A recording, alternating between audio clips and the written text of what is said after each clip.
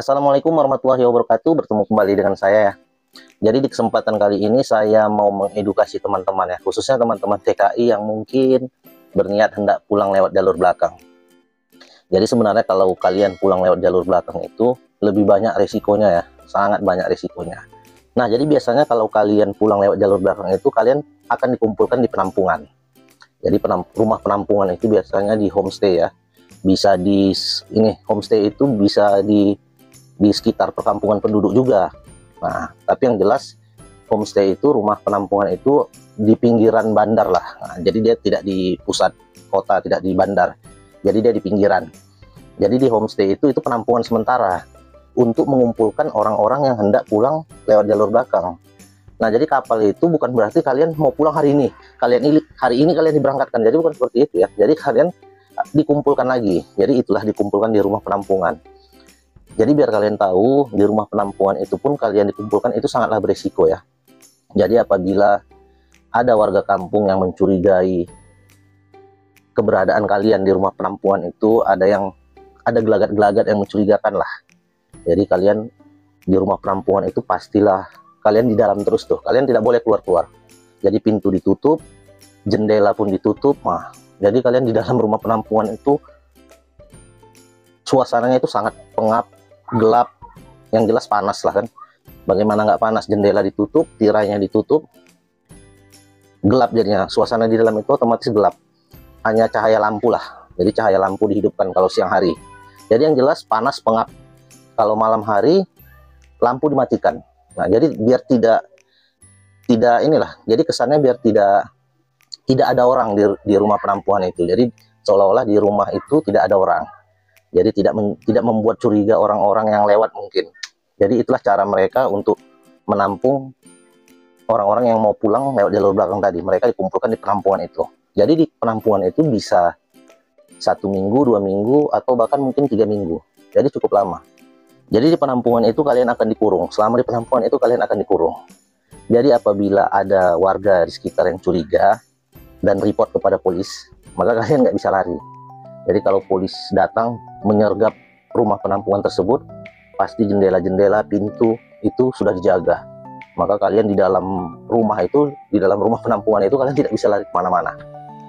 Nah, apabila kalian ditangkap oleh polis di rumah penampungan, pasti seluruh handphone kalian akan dikumpulkan di dalam satu bag besar, bag sampah ya.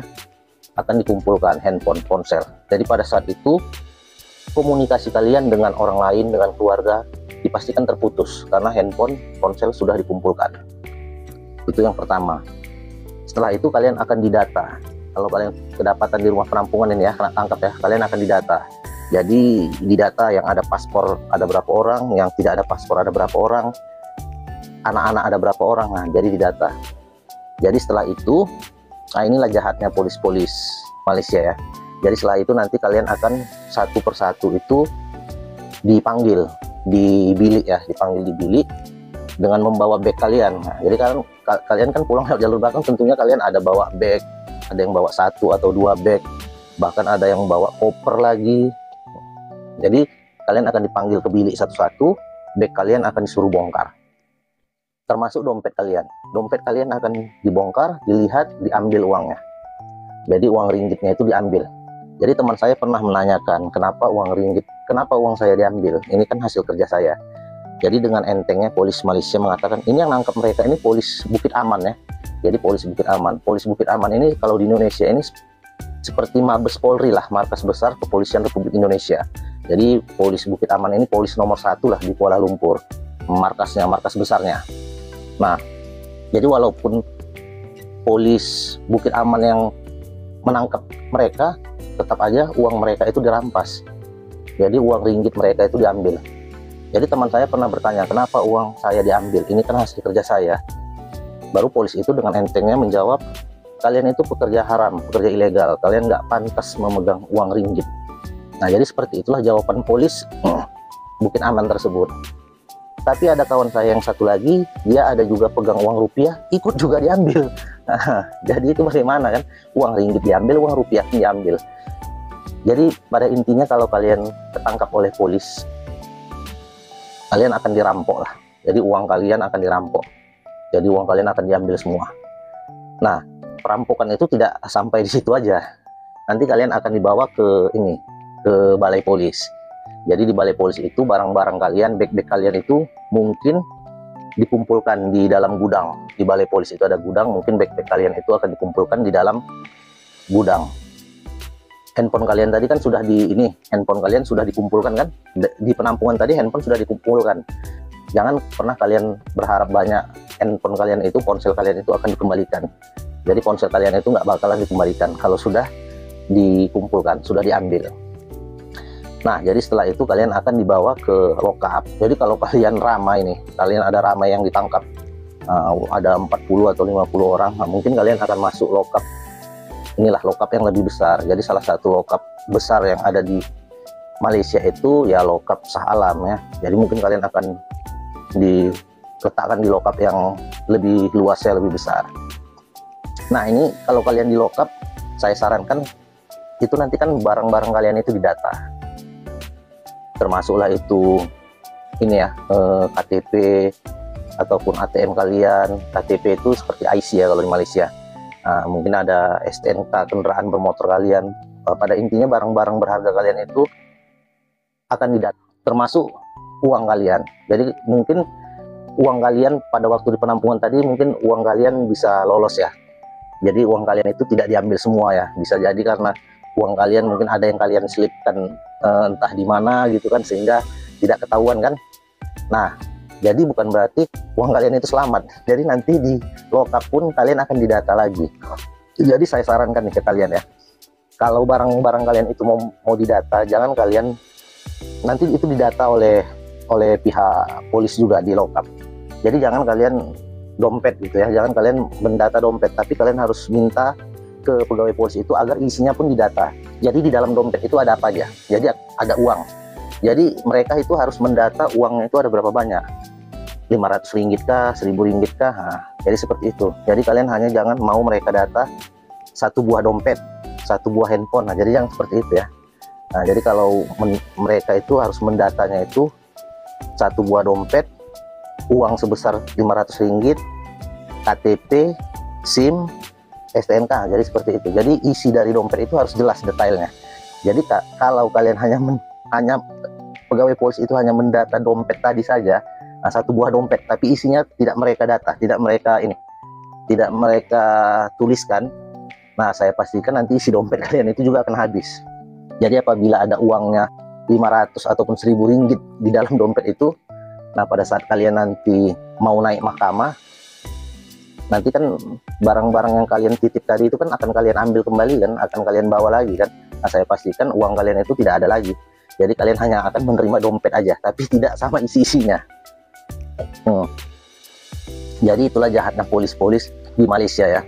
Mereka memperdaya kita. Nah, jadi mungkin karena kita ditangkap, kita pada saat itu panik, jadi tidak bisa berpikiran jernih, atau mungkin kita takut.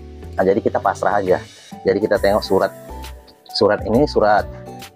penitipan barang tadi, kita hanya melihat satu buah dompet, satu buah handphone. Nah, jadi kita tidak berani komplain kan. Jadi seharusnya kalian harus meminta ke pegawai polis tersebut. Jangan hanya dompetnya aja didata, tapi isinya juga, apa-apa aja isinya, nah, kalian harus minta mereka mendatanya juga secara tertulis. Nah, dengan begitu mereka nggak akan berani untuk mengambil isi dompet tersebut. Tapi biasanya polis-polis itu ini ya, mereka itu memperdaya kita. Jadi satu dompet, satu handphone, dah isinya mereka tidak catat.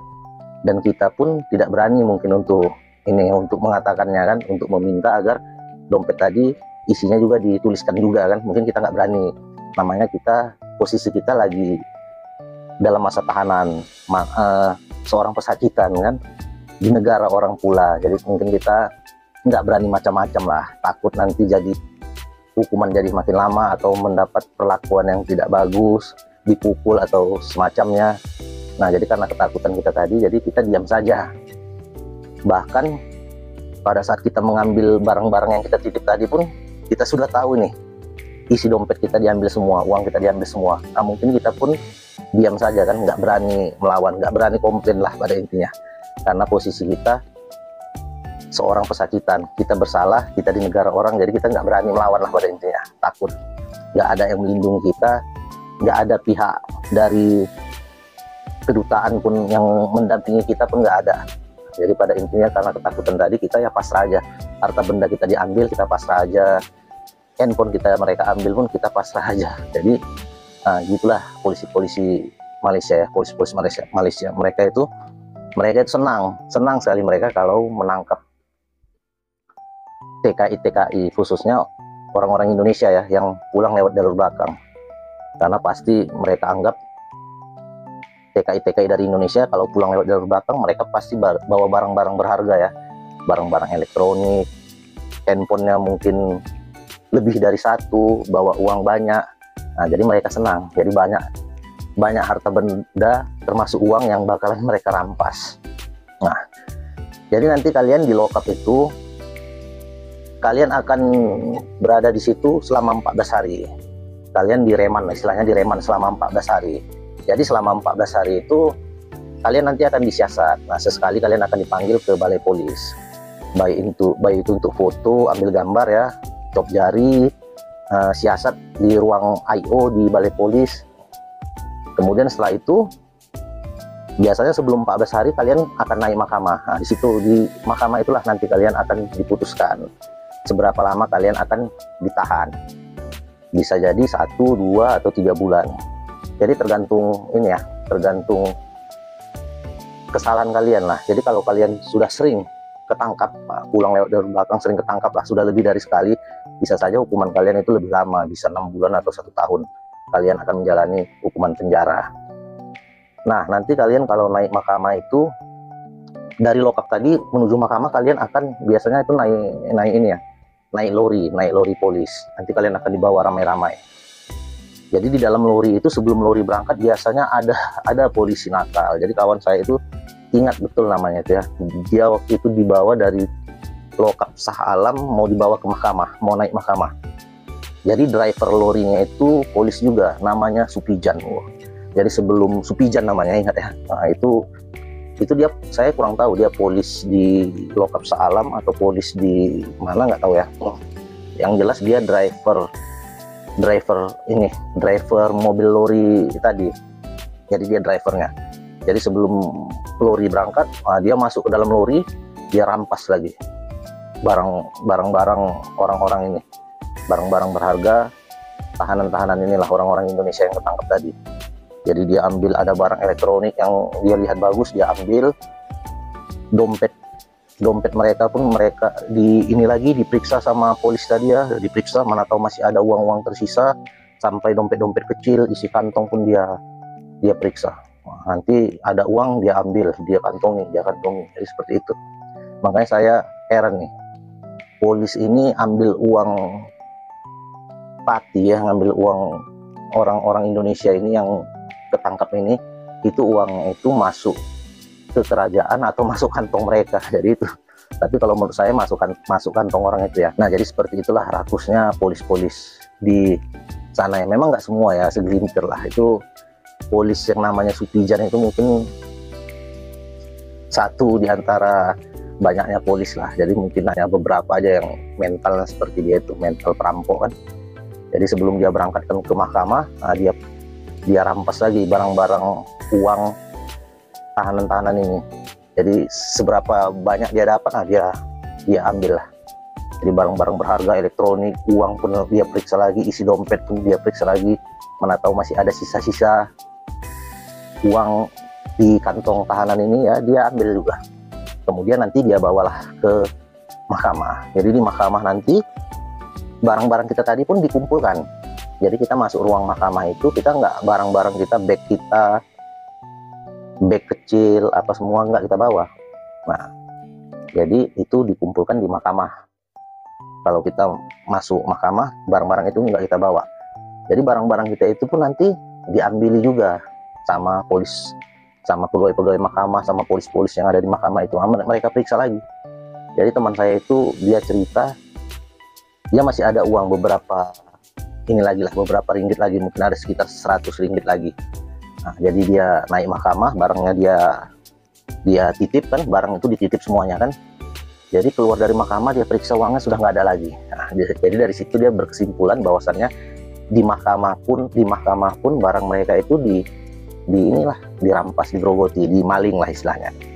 Nah, jadi nanti kalau naik mahkamah itu biasanya kita siapa yang mau pakai peguam, pengacara, nah kita diperbolehkan pakai pengacara. Jadi nanti ada pengacara di sana.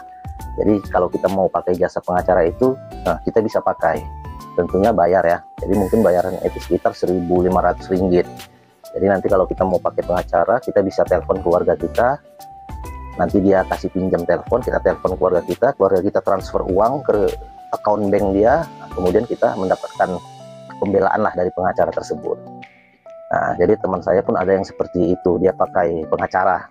Jadi teman-teman yang lain itu kena 3 bulan penjara, nah dia karena pakai pengacara cuma 1 bulan. Nah, jadi bagi kalian yang nggak punya uang, yang nggak mampu untuk sewa lawyer ya, sewa peguam, nanti di mahkamah kalian diberi kesempatan juga oleh hakim untuk membuat rayuan lah. Nah, membuat rayuan ini ya bisa dibilang untuk membela diri, untuk permohonan pengampunan lah. Dalam arti bukan pengampunan ya, pengurangan hukuman ke hakim. Jadi kita memohon kepada hakim untuk pengurangan hukuman, bukan terbebas dari hukuman ya. Nah, jadi untuk pengurangan hukuman. Jadi kita di situ diberi kesempatan untuk merayu, membuat rayuan, memohon lah pada intinya. Nah, walaupun kita nggak punya lawyer ya, tidak punya pengacara, kita tetap diberikan hak untuk memohon, untuk merayu. Nah, jadi setelah putusan dijatuhkan ke kita, kemudian kita akan dibawalah ke penjara. Jadi penjaranya itu bisa penjara Sungai Bulu, bisa penjara Kajang. Tapi biasanya itu akan dibawa ke penjara Kajang karena itu penjara paling besar lah di Malaysia, bisa dibilang gitu. Dan rata-rata di penjara Kajang itu banyak warga asing situ ya. Nah, warga tempatan ada juga yang masuk penjara Kajang, tapi warga asing juga banyak. Jadi penjaranya itu cukup luas, cukup besar lah. Bahkan di penjara Kajang itu ada juga kebunnya ya, kebun sayur, kebun buah.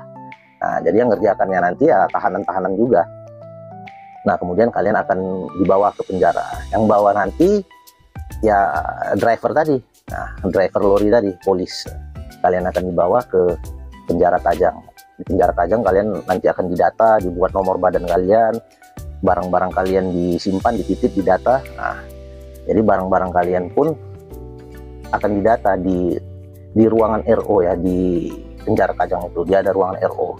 Jadi nanti akan didata, dompet kalian akan didata. Nah, seperti yang saya bilang, kalau masih ada uang yang tersisa di dalam, nah, uangnya pun kalian minta untuk didata ya. Jadi jangan dompet aja.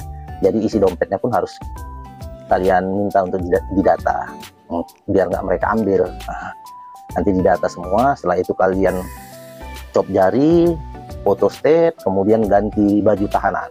Baju kalian itu nanti kalian akan disimpan ke dalam satu plastik. Nah, kalau ada bag kalian pun akan disimpan. Nah, kemudian kalian akan potong rambut. Nah, potong rambut. Jadi kalian nanti akan botak lah, potong rambut tapak 1 gitulah. Nah, kemudian kalian nanti akan masuk lagi ke ruangan seperti ruangan ronsen. Jadi di ruangan itu nanti akan dideteksi logam-logam yang ada di dalam tubuh kalian. Nah, jadi seperti seperti di bandara ya, seperti di lapangan terbang itu kan ada ruangan deteksi kan, ruangan sinar X-nya untuk barang-barang. Jadi isi dari barang-barang itu kelihatan kan. Nah, seperti itu juga lah nanti di penjara Kajang. Kalian akan melewati sinar itu, nah, akan kelihatan lah kalau di badan kalian itu ada menyimpan logam-logam atau barang-barang lainnya lah. Bahkan batu mancis pun bisa terdeteksi oleh sinar tersebut ya, oleh sinar X tersebut, oleh alat pendeteksi tadi bisa terdeteksi. Batu mancis yang sekecil ini, walaupun kalian selipkan di bawah lidah kalian akan terdeteksi. Nanti kalau terdeteksi, alatnya itu akan bunyi lah. Nah, jadi sebegitu ketatnya lah. Jadi dipastikan kalian masuk tahanan itu, kalian itu bersih, tidak bawa barang berbahaya satupun. Nah, jadi itulah sedikit gambaran ya, kalau kalian pulang lewat belakang dan tertangkap, nah, proses hukumnya akan panjang. Jadi di penjara itu 1 bulan di penjara itu rasanya seperti setahun ya. Nah, jadi sangat membosankan. Pada intinya di penjara itu sangat membosankan. Kalian akan pagi kalian akan dikeluarkan dari penjara kan, dikeluarkan dalam bilik penjara. Jadi kalian akan diblok itu, bisalah kalian jalan-jalan, berinteraksi dengan tahanan-tahanan lain. Sore hari nanti kalian akan dikurung lagi. Jadi pada intinya malam pada saat tidur kalian dikurung, pagi dikeluarkan, sore nanti petang dikurung lagi balik di bilik penjara. Kalau kalian makan, kalian akan dikumpulkan. Sebelum makan kalian akan dikumpulkan dan dihitung. Nah, itulah master istilahnya. Jadi kalau kalian masuk penjara itu, mungkin kalian akan sering mendengar kata-kata master. Master artinya dikumpulkan ya. Nah, baik itu di penjara Kajang ataupun di penjara imigrasi. Nah, seperti itu. Kalian akan sering mendengar kata-kata master, master. Karena setiap mau makan kalian akan master. Bahkan sebelum jam malam pun kalian akan mendengar kata master. Jadi kalau di penjara Kajang itu kalian bisa sampai 5 kali masternya ya. Pagi, sebelum makan pagi kan, kemudian siang, kemudian sore hari, kemudian malam, dan terakhir tengah malam, jam 12 malam. Sebelum kalian istirahat, sebelum kalian tidur. Jadi bisa sampai 5 kali master. Nah, jadi gitu terus seperti itu. Nah, jadi yang jelas kalau di penjara itu sangat menjenuhkan lah, sangat membosankan. Makanya orang-orang tahanan itu tingkahnya aneh-aneh, banyak tingkah-tingkah anehnya kan. Namanya kurang kerjaan kan. Ada yang buat tato, ada yang pasang tayam di alat kelaminnya, pasang bearing ya istilahnya ya. Bearing dari ini, dari gagang sikat ya, gagang sikat gigi itu. Nah, itu mereka haluskan sampai bulat, sampai lonjong. Nah, itulah dibuat bearing, dibuat tayam di alat kelamin mereka. Pokoknya bahasa intinya aneh-aneh lah kerjaannya. Nah, mungkin itu aja sedikit. Inilah sedikit informasi, berbagi informasi kalau kalian itu kena tangkap saat pulang lewat belakang. Akhirul kalam, wabillahi taufiq wal hidayah. Wassalamualaikum warahmatullahi wabarakatuh.